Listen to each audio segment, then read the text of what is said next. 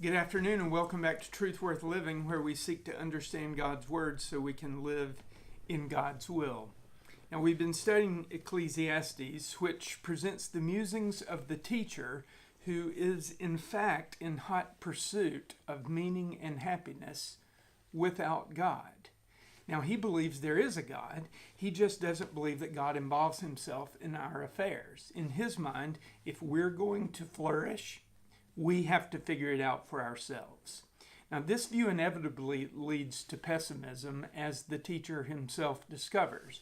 Remember, he spoils the lecture by beginning with the conclusion, meaningless, meaningless, utterly meaningless. Everything is meaningless.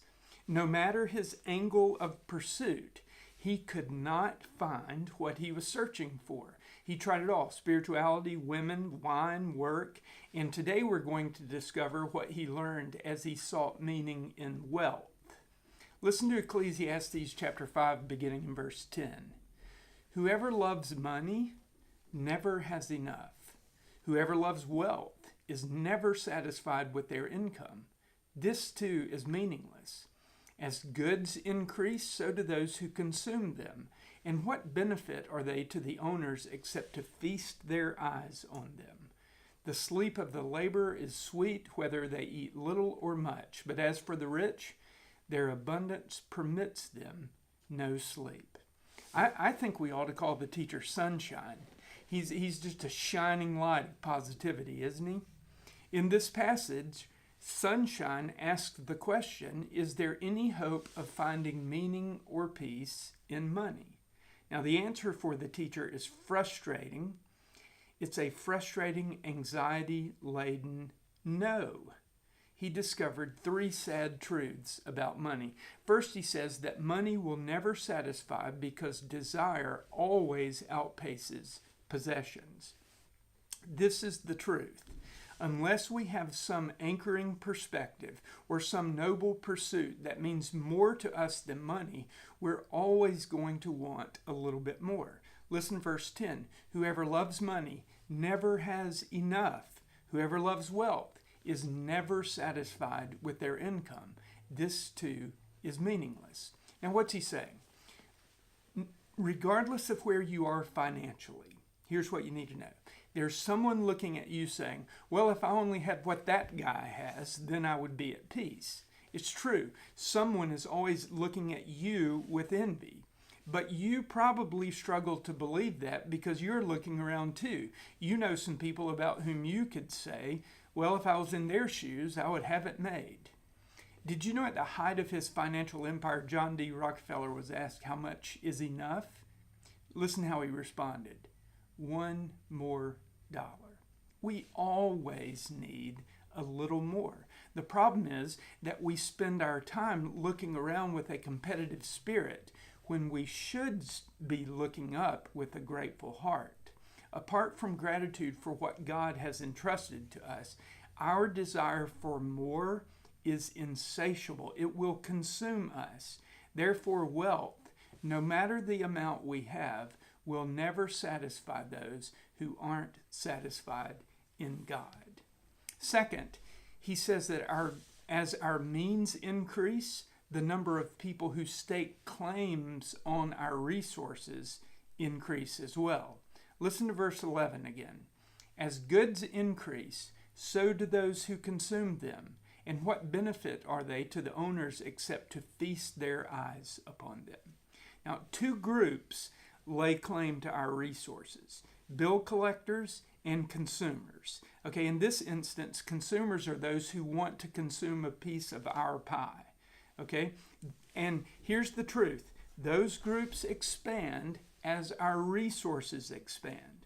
Now, why do bill collectors increase? Because as resources increase, spending increases as well.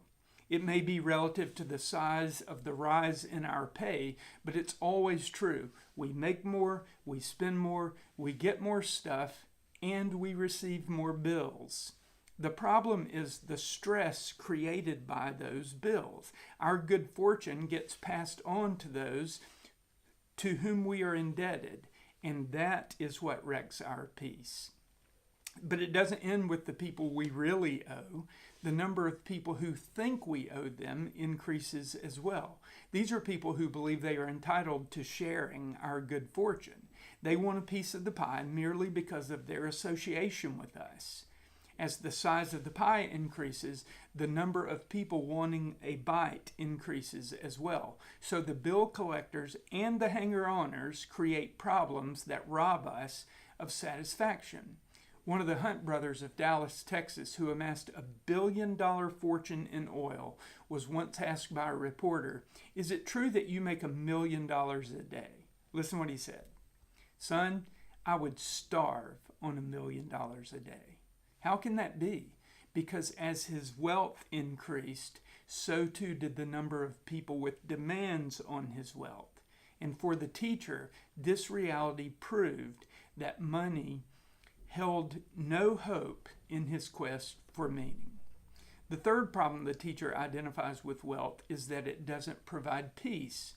It actually prevents it. Listen to verse 12. "The sleep of the laborer is sweet, whether they eat little or much. But as for the rich, their abundance permits them no sleep."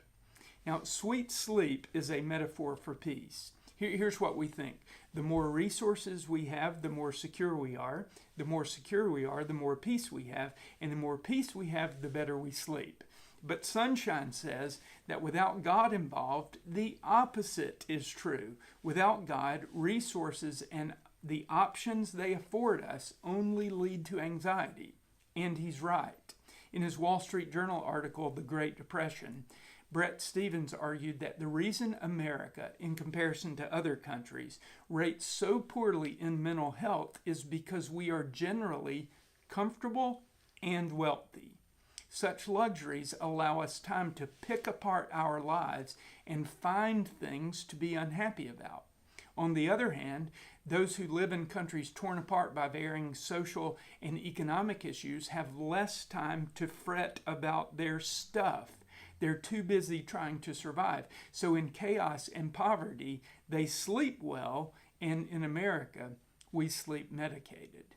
Now, in light of these problems, Sunshine has a very pessimistic view of money as a means to meaning, and he's right.